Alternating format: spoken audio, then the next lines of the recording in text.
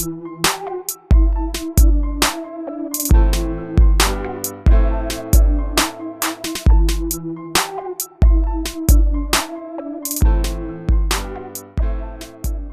YouTube, what's up? It's your boy Sean again from Sean's Rabbitry and Aquaponic Produce. Today we're going to be discussing the breeding of rabbits. Right? I've been seeing a lot of questions coming up on the chat group. A lot of persons who are just getting into rabbit rearing and they want to know if they're going about it the right way. So this video is intended for the persons who are just starting out in rabbit rearing, right? And you want to be successful at breeding. So I'll outline a few steps for you to follow and hopefully you should have the same level of success that we do.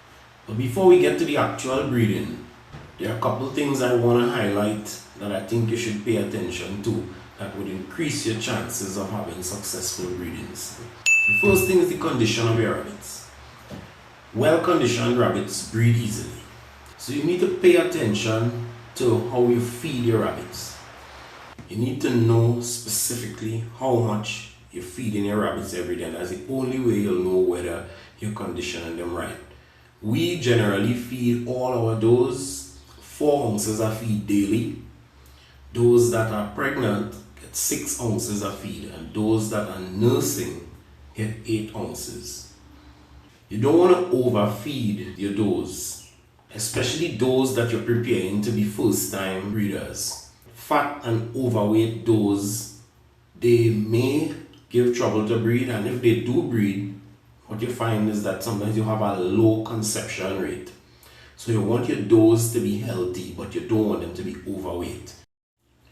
On the other hand, you don't want them to be underweight either, right? Those that are underweight, sometimes they do conceive, but because of the extra strain on their bodies carrying a litter, if they need that extra nutrients to survive, they sometimes reabsorb the litter. So you find that you would have wasted a certain amount of weeks waiting on a litter that never arrives. Bucks, on the other hand, if they're either overweight or underweight, they tend to be lazy. Overweight bucks would be hesitant to breed, and underweight bucks, even though they're willing, they tend to have a low energy level. So you'll find that they won't be as aggressive towards mating as if they're at the ideal weight.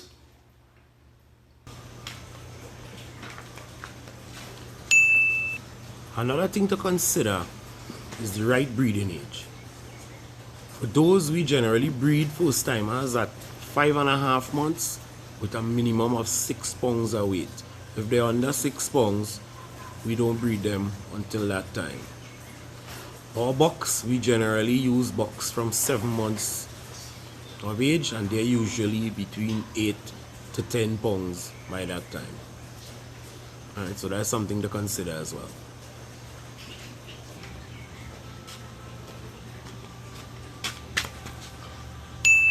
Something else to consider is your breeding schedule. How often you're gonna breed your does. And there's a lot of data out there to support the correct breed back periods. I'll try and link those in the description below. Alright, but we generally use a 2-week breed back cycle, meaning that after the doe kindles, 2 weeks after she's rebred. So if you're weaning at 30 days, she has an additional 2 weeks rest period before she kindles again. That's the cycle we use. We've had a lot of success with that. It also means that each doe is going to give you 8 litters for the year, which is ideal, right? The money in rabbit rearing is in numbers. You need turnover. So that's something you might want to think about.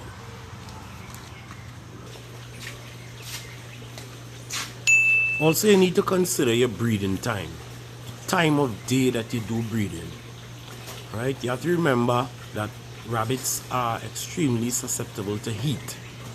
So you need to target the cooler times a day when you're doing your breeding if you want to have a higher success rate. So generally speaking, I'm talking about early in the morning or late in the afternoon. I generally do breeding early in the morning between 5:30 and 6:30 because we feed at nights. So they've had all night to eat and build up their energy levels, as well as the bucks have had the whole night without any sunlight so that they can cool off and prepare for duty. Let's talk about consistency. Consistency in breeding is important. If you want to have a high success rate, you need to breed your does consistently. No lapse period in between breedings. Those that are bred consistently breed better, produce better, right? And you get better litters. Of course, that goes hand in hand with feeding. They must be fed properly so that they maintain proper body weight, right? Another thing to note is that we consistently breed the same pairs together. So if I've had a doe and a buck that have bred successfully and brought a good litter, I rebreed that doe with the same buck every time, right? So you have that level of consistency. You also have a way of ensuring that their genetics remain in your rabbitry should you cull that doe or buck, sell them, or in an unfortunate case where either or both of them die, you can ensure that you still have their genetics in your rabbitry if you've bred them several times together. Something else to think about. Now, there are different schools of thought on this next topic. I can only give you my opinion. When you're doing breeding, I recommend that you never leave them unattended. You stand and observe what is happening, right? You never know what could happen when you put two rabbits together, right? They may seem to be getting along just fine, and the minute you turn your back, they're fighting for some reason. And again, you don't want your rabbits to fight because either one of them or both could be injured seriously to the point where they're unusable again. The next thing, of course, is that you want to be sure that your rabbits actually bred and you know how many times they copulated. It mustn't be a guess. There's no guesswork involved in breeding rabbits. So I will always recommend that you stand and observe. Like I said, well-conditioned rabbits breed easily, so it's not going to take that long. If you're busy, leave it for another time. But it's not going to take that long, and when we get to the actual breeding, I'll show you how quickly it actually happens. Right, the next thing we're going to talk about is the method. It might seem obvious to most people, but it's not. There's some basics that you need to observe. Firstly, always take the doe to the buck's cage. Right, if you take the buck to the doe's cage, one of two things happen. Does tend to be more territorial with their cages, especially if she's not receptive. She could become aggressive towards the buck and a fight will break out, causing injury to either one or both of your rabbits. So you want to avoid that. Secondly, if you take the buck to the doe's cage, what you find happening is that he's more interested in exploring his new surroundings as opposed to focusing on the job at hand, which is getting some breeding done. So you waste a lot of time there. As I say, I always recommend that you take the doe to the buck's cage. The last thing I want to touch on before we get to the actual breeding is record keeping. Record keeping is very important. Now, whether you use a notebook and pen or you use a software like we do, it's equally important that you have all your dates recorded.